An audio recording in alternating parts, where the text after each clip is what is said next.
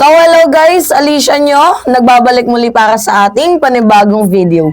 So mga minamahal, wala talagang sikreto ang hindi nabubunyag.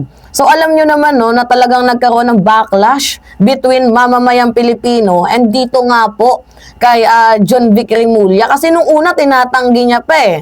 'Di ba? Na utos daw 'yon ng presidente na sibakin itong si General Torre. Siyempre madami ang nagkaroon ng sama ng loob sa ating pamahalaang gobyerno na bakit tinanggal ang isa sa pinakamatapang, ang isa sa nag-ahon ng pangalan ng ating presidente, ang isa sa may paninindigan. Biruin mo, dalawang malalaking allegedly criminal offenders ang kanyang nai-archive, 'di ba? Si Kibuloy and itong si former President Duterte, and then tatanggalin. So talagang mahal ng mamamayang Pilipino the way na mamahala, the way na mamalakad itong si General Torre. Ngayon, syempre uminit ang tensyon eh. Talagang parang ang naging sisi dito sa presidente.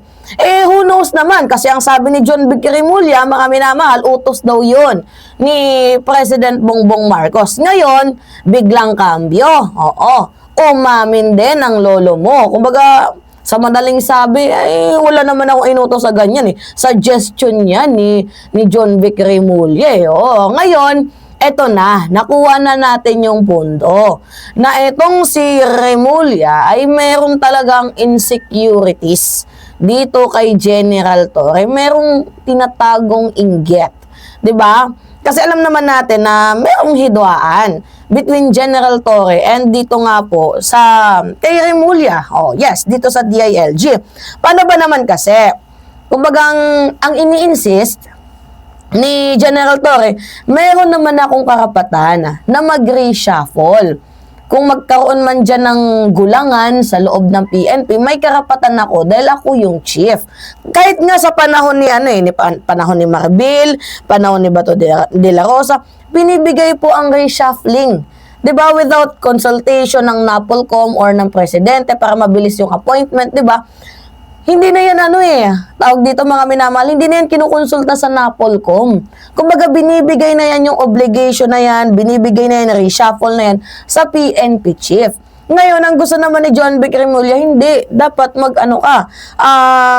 mali yun. Aprobahan daw muna ng NAPOLCOM yung reshuffle na gagawin mo. Eh, nagsimula kasi itong mga minamahal kay Nartates ng, tinanggal. Diba? Hindi naman totally tinanggal. Kumbaga ni-reshuffle lang.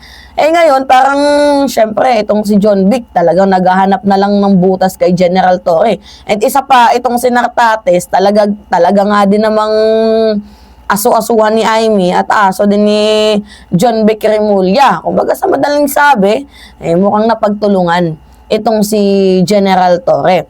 So ngayon, naghuhugas kamay, hugas dila, hugas lahat, hugas libag, lahat.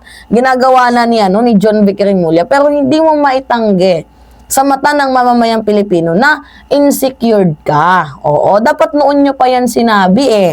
'Di ba? Hindi yung ngayon lang. Kasi kahit tingnan ninyo mga minamahal sa mga comments, dapat ang tinanggal si Remulla eh, hindi si Torre. Sabi dito ni Chloe, we would rather choose Torre instead of you, Remulla. Di hamak na mas competent si Torre as a leadership skills at execution plus the fact na high level of integrity. Kaya ibalik si Abalos bilang DILG. Ako tatanong, ibalik si Abalos ba? Oo. Walang kwenta itong si Remulla, masyadong papansin.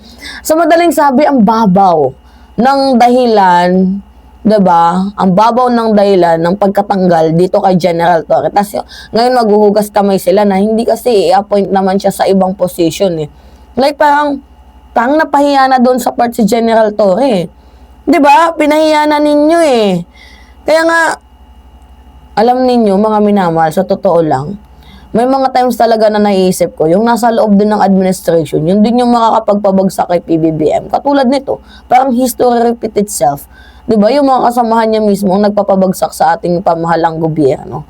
Sana, kinausap na lang nila itong si General Torre or itong si Remulla. Diba? Kinausap muna ni Remulla itong si General Torre kasi walang proper exit eh. Basta-basta sibak na lang yung nangyari eh. Dapat mayroong proper exit yan.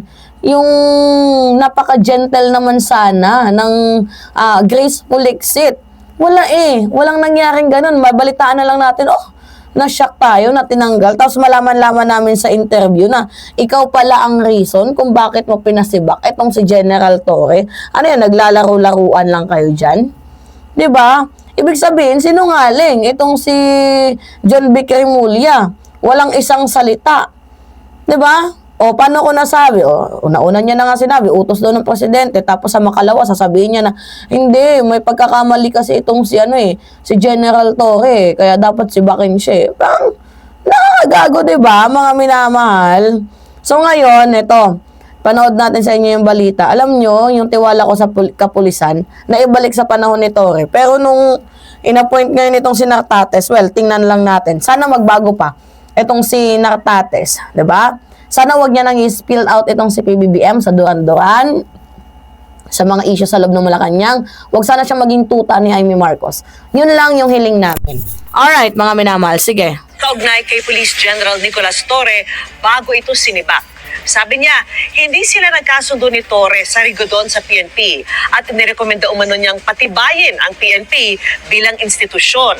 May inalok din anya ang Pangulo na bagong posisyon kay Torre.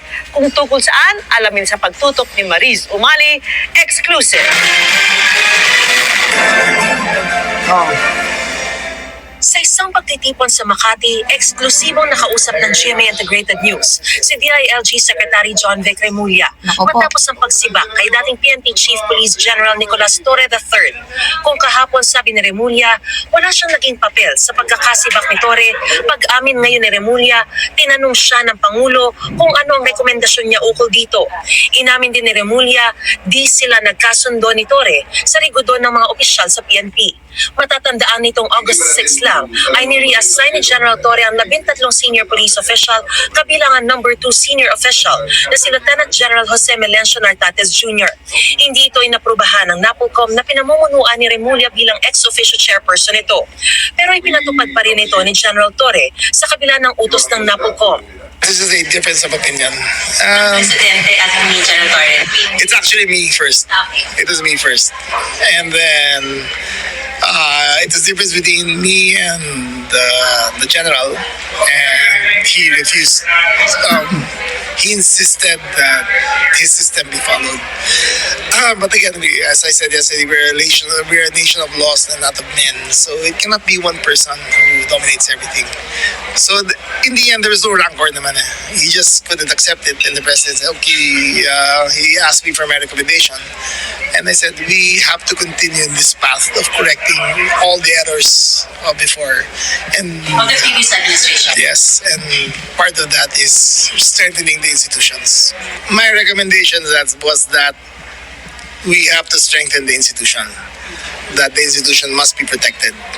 And then all the decisions followed from there. Ang tinutukoy ni Remulla Okay, sa madaling sabi, ano naman ninyo na nakukuha niyo yung punto. Sabi ni Remulla, patibayin daw ang PNP at itama daw yung pagkakamali. So ngayon, ang gusto niyang itamang pagkakamali na dapat daw kapag magkaroon ng regodon or reshuffling or reassigning, dapat kinukonsult daw muna ng Chief PNP sa NAPOLCOM or either sa Presidente. Kasi mga minamahal, ang paninindigan naman ni Torre, kahit tingnan niyo yung panahon ni Marbil, panahon ni Bato de la Rosa, di ba yung reshuffle na yan, binibigay na privilege yan sa Chief PNP. So, hindi nakikialam dyan ang NAPOLCOM at ang ating presidente. So, ngayon, bakit sa panahon niya lang yan ipinatupad ninyo? Di ba? Yun yung sinasabi, mga minamahal, ni General Torre. Kaya may paninindigan si Torre. Masyado lang talaga siyang kinainggitan. Di ba? Lalo na ng mga nakasunod sa kanya. Di ba? Pinainggitan, lahat-lahat na lang. So, ngayon nga po, mga minamahal, kayo, ano yung masasabi nyo dito? Oo, sa ginawang desisyon ni John Vic Remulla. I think nakaka-apekto ito sa performance rating ng ating presidente. Isa ka sa magiging dahilan ni John Vic Remulla sa pagbaba ng trust rating ng ating presidente. Dahil sinisira mo yung image ng ating pamahalang gobyerno. Nilaglag mo ba naman? Hindi ka ba naman kupal? Hindi ka ba naman tarantado? Diba? Alright, mga minamahal, yun po. Anyway, pahingin lang ako ng comments, likes, and share. And also, mga minamahal, don't forget to click the subscribe and hit nyo always ang notification bell para laging nag-notify ang video natin sa inyo. Ingat, mga kababayan.